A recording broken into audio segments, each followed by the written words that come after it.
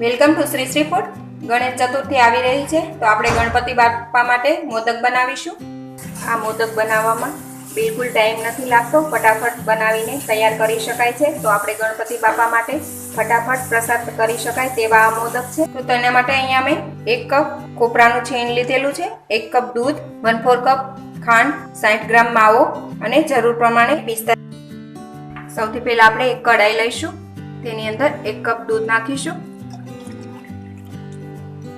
સાથે જ ખાંડ પણ નાખીશું. ખાંડ આપણે આપણા ટેસ્ટ પ્રમાણે નાખીશું, આપણને જે રીતે સ્વીટ પસંદ હોય એ રીતે આપણે લઈ શકાય છે. સાથે માવો પણ નાખીશું. હવે બધું જ એકદમ ઘટ થાય ત્યાં સુધી ઉકાળીને ઘટ થવા દઈશું અને આ રીતે હલાવતા રહીશું. અત્યારે આપણે માવો 60 ગ્રામ લીધેલો છે. આ રીતે સતત હલાવતા જઈશું જેથી માવો, ખાંડ, દૂધ બધું જ સરસ મિક્સ થાય અને ઘટ થઈ જશે ત્યાં સુધી તેને ઉકાળી લઈશું. આ રીતે સતત હલાવતા ખાંડ પણ ઓગળી ગઈ છે અને દૂધમાં ઉભરો પણ આવવા લાગ્યો છે. તો આ જ રીતે આપણે હલાવતા રહેવું અને તેને ઘટ કરીને તૈયાર કરવું. આ દૂધના મિશ્રણને આપણે વધારે ઘટ પણ નહીં કરીએ, કારણ કે આપણે તેમાં ટોપરાનું છીણ નાખવાનું છે. થોડું ઘટ થાય એટલે આપણે તેમાં ટોપરાનું છીણ નાખીશું. તો અત્યારે આપણે 1 કપ દૂધ સામે 1 કપ ટોપરાનું છીણ લીધેલું છે તે નાખીશું. મિક્સ કરી લઈએ. હવે આપણે મોદક બનાવી શકાય ત્યાં સુધીનું મિશ્રણ ઠીક થાય ત્યાં સુધી તેને રહેવા દઈશું. એ પહેલાં જો તમે હજી સુધી અમારી ચેનલ સબસ્ક્રાઈબ નથી કરી તો પ્લીઝ અહીંયા ક્લિક કરો એટલે સબસ્ક્રાઈબ થઈ જશે અને બેલ આઇકન પર ક્લિક કરશો એટલે તમને અમારા નવા વિડીયો મળતા રહે. અને વિડીયો પસંદ આવે તો પ્લીઝ લાઈક પણ કરો અને તમારા ગ્રુપમાં શેર પણ કરવાનું ભૂલતા નહીં.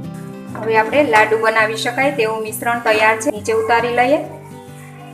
મિશ્રણને આપણે પ્લેટમાં લઈ ઠંડુ કરી લઈશું. થોડું ઠંડુ થાય ત્યારબાદ તેના મોદક બનાવીશું. તો થોડી વાર માટે ઠંડુ થવા દઈએ.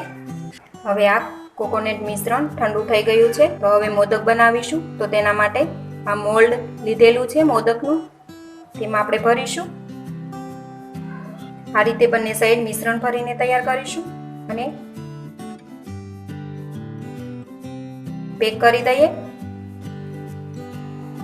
જેથી મોદકનો એકદમ સરસ શેપ આવી જશે. આ રીતે આપણે મોદક તૈયાર કરીશું. તેને પ્લેટમાં મૂકી દઈએ. આની અંદર આપણે ડ્રાય ફ્રૂટ્સ નાખવા હોય તો એ પણ નાખી શકાય છે. આ જ રીતે આપણે બધા જ લાડુ બનાવીને તૈયાર કરીશું.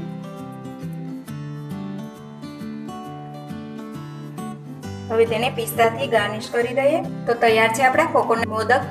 તમે પણ આ ગણેશ ચતુર્થી પર એકદમ ફટાફટ બનાવી શકાય તેવા ગણપતિ બાપા માટે મોદક જરૂરથી બનાવજો અને તમારા એક્સપિરિયન્સ શેર કરજો. તો ફરી મળીશું એક નવી રેસીપી સાથે.